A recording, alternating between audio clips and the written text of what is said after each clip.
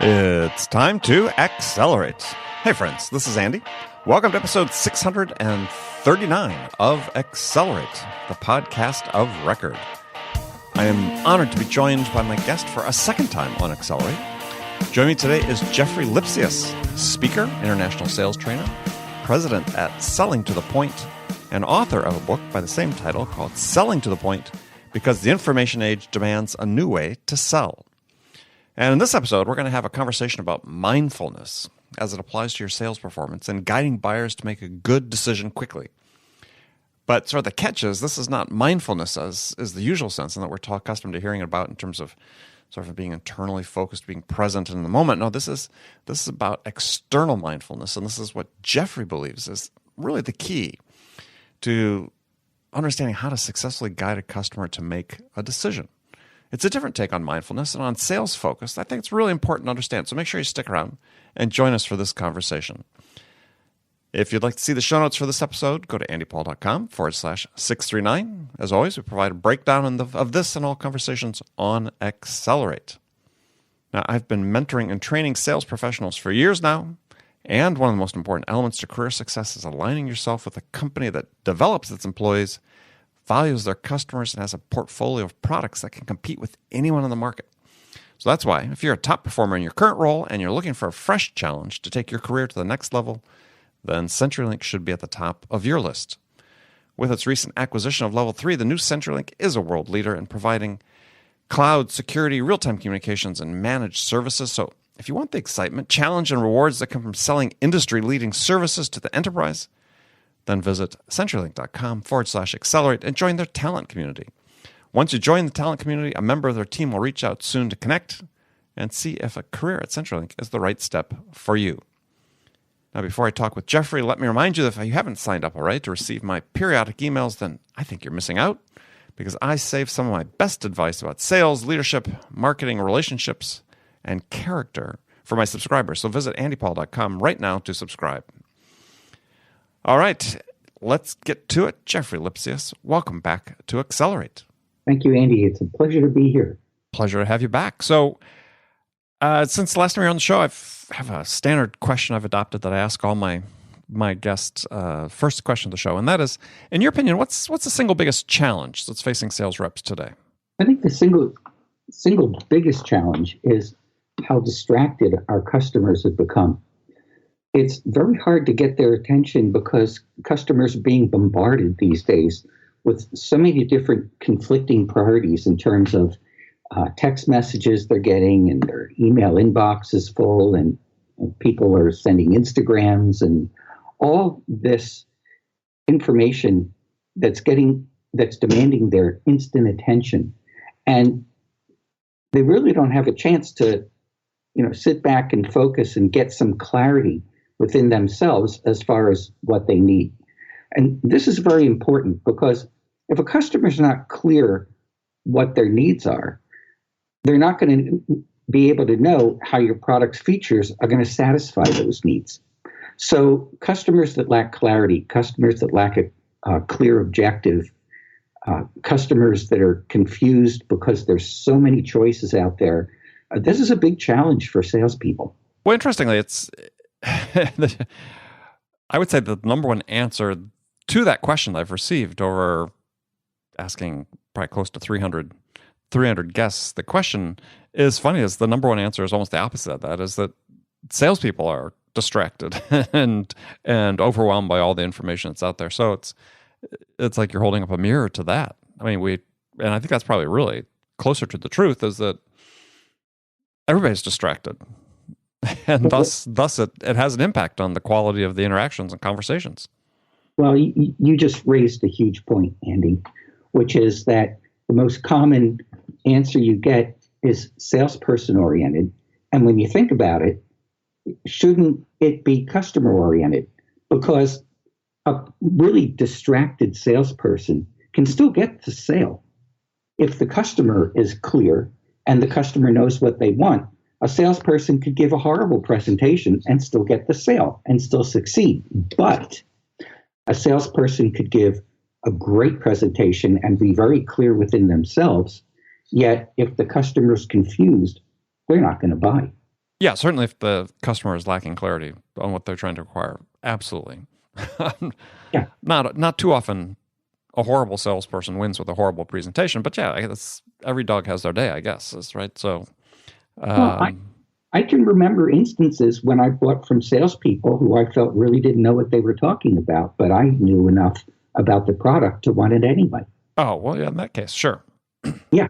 No, what the point I'm making, though, is that, and this is back to what you say is the most common answer you get, salespeople are a little too self-oriented, and they need to be more customer-oriented. And by the way, this would take care of the problem of the distracted salesperson. Because if the salesperson gets away from their distractions and focuses on the customer, the salesperson becomes much more clear. Because when we look as salespeople, when we start focusing on the customer in terms of their decision process and in terms of how they might feel about themselves as decision makers and all the different challenges they go through, it intrigues us.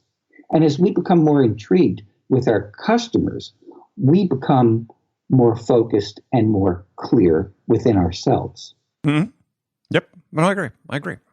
Well, so you had written a book that we spoke about on your last time you were on the show on episode 233. If people want to go back and listen to that, book called Selling to the Point, which was about mindfulness and sales. And it's funny, it seemed like there was more talk about mindfulness last year than there was, or let's say 2016, there was 2017. Is that something like the moment sort of passed? Because I think it's hugely valuable for people in general, not just salespeople. Are you sensing that some momentum sort of fell out behind mindfulness, but we're gonna carry through because I said it's a topic that I'm very interested in. I haven't noticed it. It seems to be accelerating from what I can see. Good. More and more interest, and it's getting more mainstream. But what I focus on is mindfulness applied to performance. And a lot of mindfulness people are talking about mindfulness in terms of, feeling more relaxed and feeling more centered, and you get less employee absenteeism and you have better teamwork. But I'm talking about mindfulness applied for your sales numbers, applying mindfulness so that you actually meet your quota, which is a different way of applying mindfulness, which uses a different set of principles than mindfulness to be able to calm down. Yeah, as opposed to meditation, this is how do you use it to enhance performance? Yes, exactly. So what's the difference between the two? Let's dig into that. Okay. Well, mindfulness, when it comes to performance, has to do with the goal being the performance rather than the goal being how you feel. So when you're using mindfulness to calm down, to have less stress, to feel more centered, the focus is on you and what's going on inside of you. But when you focus mindfulness so that you want to make your number for the next quarter, your focus needs to be on the goal rather than on you. And for salespeople, that goal is your customers' decision making. Like salespeople are in the decision business. Our livelihood is based upon the decision making of others. And if we can help people make lots of decisions, then we earn more commission. So this, as mindful salespeople, we need to focus on the customer's buying process and our customers. And that's the difference. Well, all right. Well, make that more clear for me, because I think that I can look through customer buying process or a sales process, and there are moments in there, key moments, where you think of the first definition of mindfulness we're talking about, which is controlling your emotions, where the mindfulness would be employed. getting ready for a big call, big presentation, nervous, you're stressed. You need to be able to control your emotions in order to perform at your peak. Is that different than what you're talking about in terms of aiding performance? Yes, it is. Because the mindfulness you're describing, to be able to notice what's going on inside of you and to be more calm, when you're in the middle of a conversation, that's going to be distracting. You're focused on yourself when really the customer is in the middle of relating something to you that might be very important to hear. So to be able to focus on the customer is going to make you more aware. You see, when you're talking about mindfulness, of course, there's inner and there's outer. So what's going on the outside is one thing. And with mindfulness, what's going on the inside as far as your internal state, that's a different level. That's the internal level. And with mindfulness, you're dealing more internally. But when you're a salesperson and you want to be making your numbers, internal is learning and external is selling. Now, let me describe that a little bit. Sure. Because you're talking to a customer, and the customer is going through a decision process, and your customer has priorities and beliefs and attitudes and objectives, and they've heard pitches from salespeople in your category before. And these are all important things for us to be able to hear, so we know how to present something that's going to be interesting. Okay. Now, selling the pitch that we prepared before we got into the conversation with the customer, that's external, because whatever we say is external to the customer. And learning is internal. From what the customer says, we're able to learn. And by learning, we're able to respond. Now, if you look up the term appropriate response, you'll get schools of Buddhism, because there's an old Buddhist story that students learn, which is that a student came to his master's dying bed, and this master was a famous Buddhist priest, who said, "The greatest thing I learned from my Buddhist path was an appropriate response."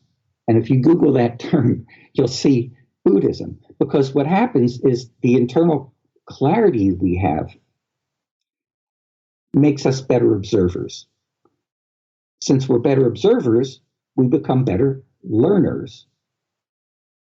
And if we're better learners, we become better performers. Want me to go over that again? No, I'm just absorbing it. So that's the internal mindfulness. Yes, it's learning. It's right. Observing. When you're clear, you're a better observer, which makes you a better learner, which makes you a better performer. But the process of being clear, that first step. Mm-hmm. So what's involved with that? Focusing on the customer and being intrigued. The more intrigued you are with their decision process, the more focused and the more clear you're going to be. The customer is the mantra for salespeople, because the goal of selling is buying. So a salesperson who has very good goal clarity is going to be focused on buying rather than selling. You see, if a salesperson is insecure and has self-doubts going inside of themselves, right?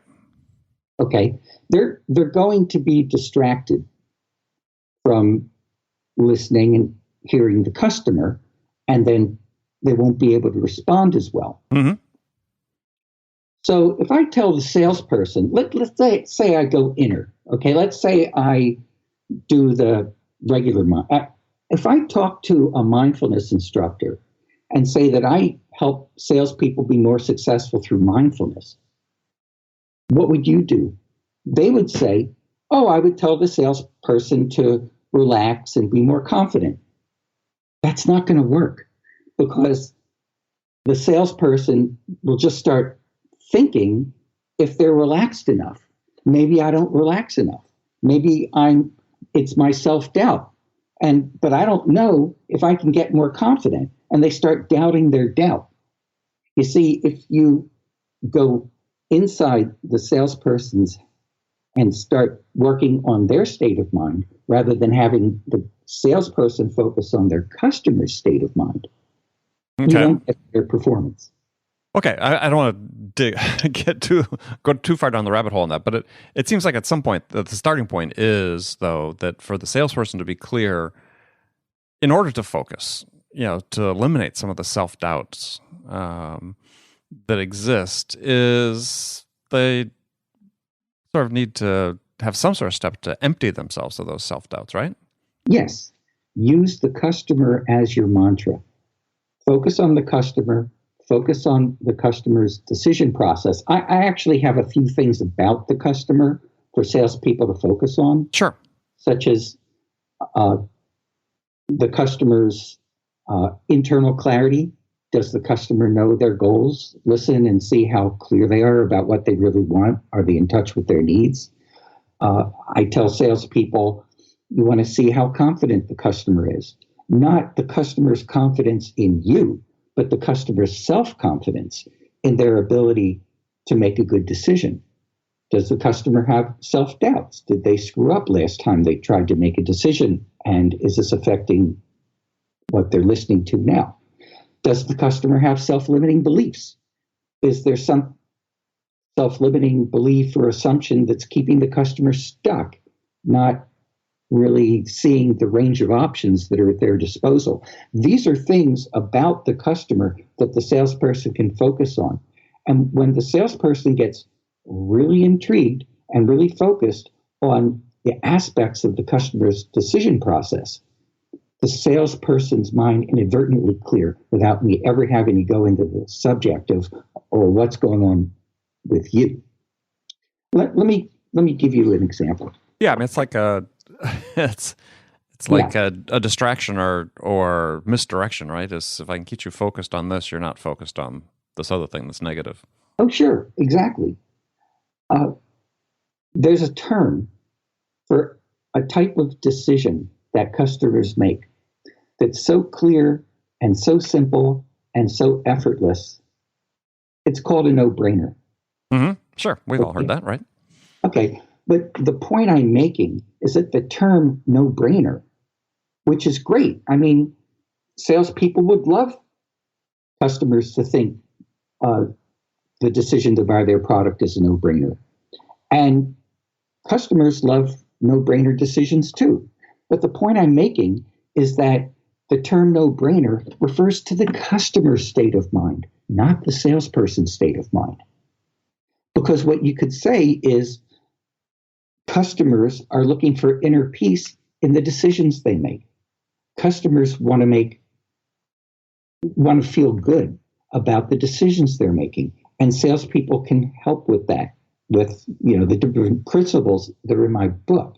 But what I want to do is turn salespeople's focus around from being self-focused to being customer-focused, so they can help buying be more successful, be more observant, be less distracted, be better learners, and as a result, be better performers. Well, I think, in my mind, the sources of stress for salespeople when they're going to meet a customer is, two or threefold. One is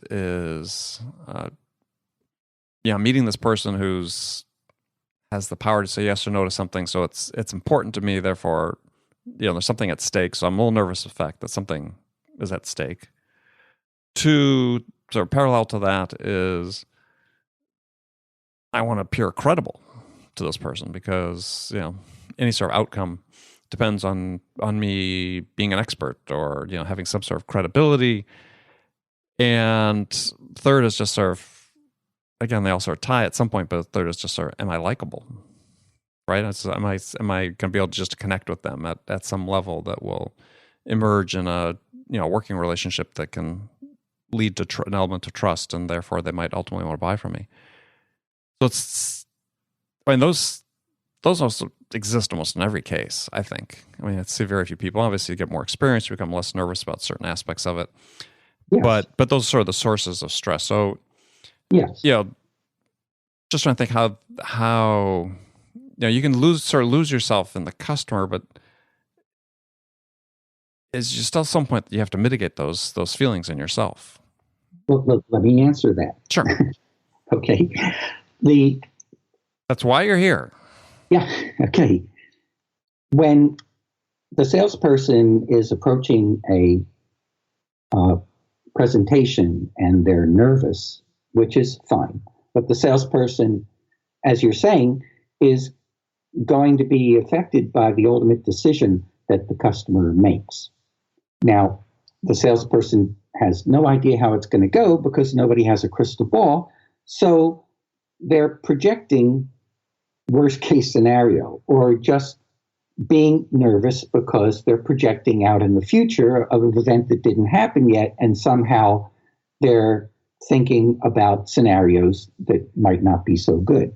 Mm-hmm. But it's not a problem yet because it's not the present moment. Nothing bad has happened. It's just the salesperson's approaching this a bit on the nervous side. Okay, as long as the salesperson doesn't get distracted when the presentation actually happens. And you're saying the salesperson needs to sound credible. And maybe a salesperson's nervous that they won't sound so credible. Well, yeah, that's the point, right? But here's how I coach salespeople. I say, the real issue is more about the customer's self-trust than their trust of you. Because if the customer doesn't trust themselves, then they won't trust themselves to decide if they can trust you. You can be the most trustworthy person, but if the customer has self-doubts within themselves about their ability to make a good decision, then they can't decide if they're going to trust you or not. So you really need to focus on the customer's self-confidence. How do you influence that? Well, you work with the customer on ways that they can determine they're making a good decision. What evidence do you have? How would you be able to measure this? What are the goals? And get the customer a little bit more confident. It's actually coaching. What you're doing is you're being your customer's decision coach. And any coach needs to instill confidence in their coachee. And it's not the coachee's confidence in the coach.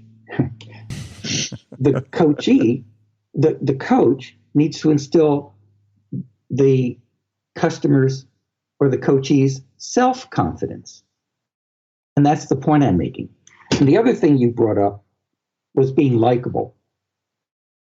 Now, I said early in the show, I can recall instances where I bought products from salespeople I didn't particularly like. As a matter of fact, there's times I can remember I liked one salesperson better, but I bought the other product because it was just a better product. Customers typically make decisions that are going to be in their best interest, not because they like their salesperson so much. And what I would say to salespeople is like, just let a customer have any opinion of you that they choose.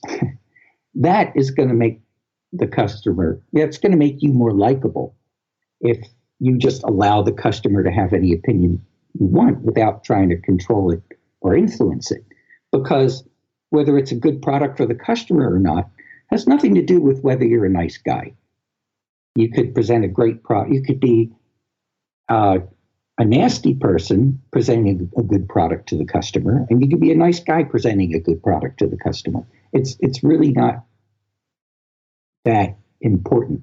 But for the customer to like themselves, once again, getting back to the customer's internal state of mind. Because if the customer doesn't like themselves, if the customer isn't willing to indulge themselves and give them something that they need because they have some self-limiting belief that they need to suffer or they don't deserve a vacation, or if you're a travel agent trying to sell a nice vacation, but the customer doesn't want to indulge themselves because they have a self-limiting belief, now that's an issue. And as a salesperson, you want to deal with that and expand the customer's range of choices. But it doesn't have to do with you, the salesperson. Let me put it this way. Every sale involves two conversations, not just one. Everybody's focused on conversation A. Conversation A is the conversation between the salesperson and the customer. It's external from the customer's standpoint. Conversation B is the internal buying conversation going on between your customer's ears that the salesperson doesn't hear. And it's conversation B that determines the salesperson's success, because a salesperson doesn't get commission unless the customer decides that salesperson is going to get commission.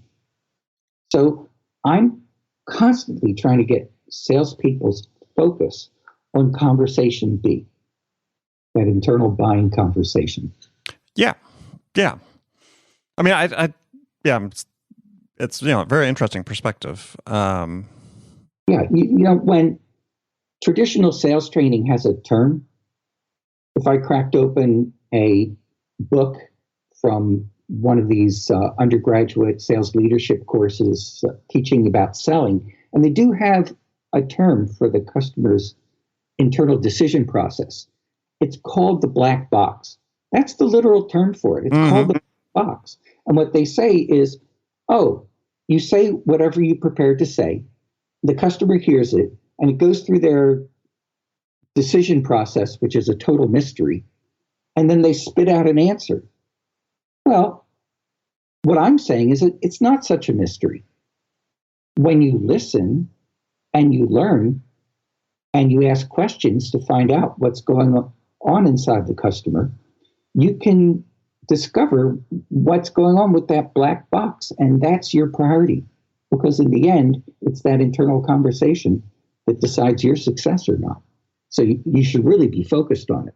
Yeah, well, it's interesting because it's sort of certainly counterintuitive in many respects, because from the perspective of a salesperson literally can only sort of control what you can control, right? You can't control it at all. Yeah, you can't control that conversation within the buyer's head because A, you're not present, B, you can't understand what's going on. You have limited ability to really truly understand what's inside another person. That's my point. That's why traditional sales training has ignored the internal buying conversation and just written it off as the customer's black box. You don't know, because traditional sales training is not comfortable covering territory that is not within the salesperson's control. But I'm saying, control it or not, it's going to determine your destiny. So you'd better learn what's going on and be able to influence it in a positive way. You can't control it, but you can influence it. First thing, by learning. You learn by asking questions and finding out. That's why I said in the very beginning, you want to see your customer's social stream, their Twitter, their LinkedIn, learn about them. And the second thing is to be able to influence that internal process on its own terms. You can't influence it on your terms, but you can influence it on its own terms. And you have to learn what that is. And it's going to be different for each customer. And you better be listening, and you better be very aware. And that's where mindfulness comes in. Got it. Yeah, no, this is, as I said, very fascinating. I'll be thinking about this long after we stop talking, because it's Yeah. I'll tell you something else that's counterintuitive. Sure.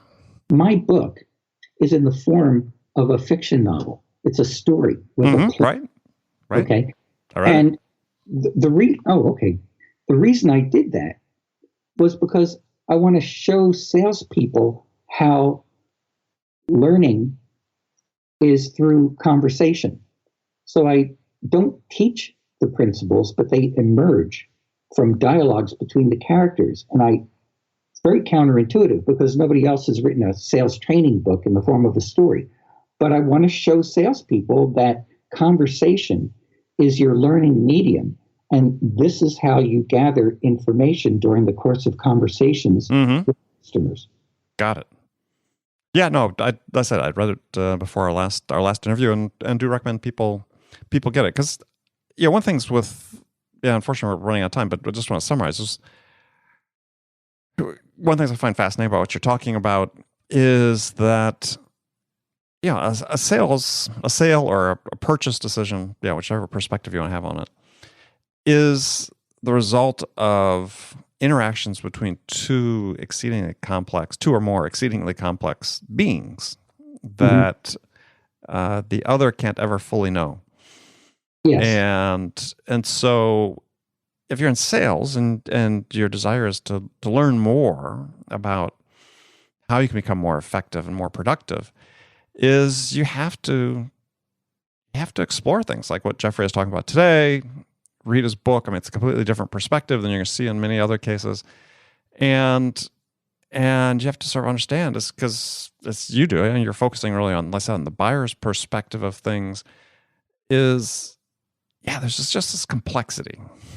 And we have to acknowledge the fact that it's very complex, and we have to have a perspective of trying to understand as much as we can about the other party in this, as well as in how what we're saying influences them, affects them, and how their actions can influence and affect us. And if we sort of step outside ourselves more than just sort of, we've got this technique we use, and I say the same thing every time, blah, blah, blah, blah, then the window opens up on opportunities that you really didn't have before. Exactly. So I'll give you an example. We talked about the black box, that mysterious buying process inside the customer. Okay, salespeople don't know what's going on inside that black box conversation, the customer's decision process. Who is that more of a problem for, that the black box is a mystery, the salesperson or the customer? Now, most people say it's a problem for the salesperson, but I would say no, because it's very natural for a salesperson not to know what their customer is thinking. Yeah, it's the way of the world, right? Right. So what if the black box is a mystery to your customer? What if the customer is confused? What if the customer is distracted? What if the customer doesn't know what they want? If the black box is a mystery to your customer, that's a real problem for the salesperson. See, it's turning it around to the customer's state of mind, and how salespeople can coach customers to be better decision makers. Then customers feel that you're on their team, because after all, why does a customer want to talk to a salesperson? Well, the customer wants to talk to a salesperson if they believe that salesperson is going to help them make a better decision. So if the salesperson also shares that goal, you have a team. You're working together. And this really builds rapport. Yeah, I mean, I'd qualify that by saying that I think that customers want to talk with people that help them make a decision. I don't know that I would say that help them make a better decision. I think it's just help them make a decision. I mean, I don't think that people have in mind, sort of bad medium and better decisions. I think that it's, hey, we have an objective to, find a system that will help us, achieve this objective in our business. And I think people make good enough decisions on the most part. Yeah, I think it's fair to say that customers want to make the best decision they can. Yeah, well, I think that is the same as saying they want to make good enough decisions. Okay. All right. Well, good. Well, Jeffrey, unfortunately, we're running out of time here today. So, as always, pleasure to talk to you. So tell people a little bit how they can find out more about you and connect with you. Yes. Well, my website is sellingtothepoint.com. And my book is available on Amazon. It's also called Selling to the Point. You can reach me at jeff at sellingtothepoint.com, or my name, Jeffrey Lipsius, at gmail.com. Excellent. And I'd love to talk to people. I'm on LinkedIn, Twitter. So, yes, anybody who hears this who wants to talk to me more about this, I'd be glad to follow up with you. Great. Good. Well, I urge people to do that. So, again, thank you, Jeffrey, for joining us today. And That was fun. yeah, it was. And we'll do it again. Friends, thank you for spending this time with us today. Make sure you come back, join us for our next episode of Accelerate. Until then, if you have a chance, I really appreciate you go to iTunes, wherever you listen to this podcast, subscribe, leave us a comment, a review. We want to hear what you have to say. So again, thanks for joining me. Until next time, this is Andy Paul. Good selling, everyone.